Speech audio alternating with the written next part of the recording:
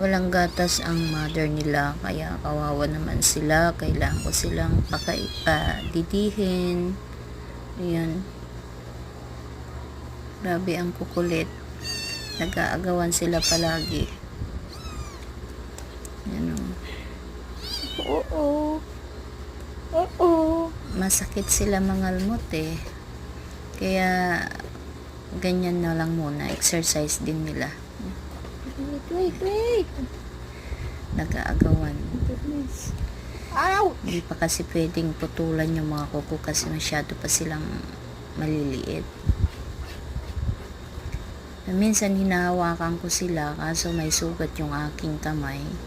Kaya ganyan na lang muna. Ayan oh, grabe. Ang kukulit nila oh. Ayan. Ang gugulo nilang dalawa. Grabe oh. Ayan. Nag-aagawan palagi. Tuwing nakikita ako, meow sila ng meow. Oh. Gutom na gutom sila. Halos every half an hour yata. Nagugutom sila. Hindi na ako tantanan ng mga yan pag gutom.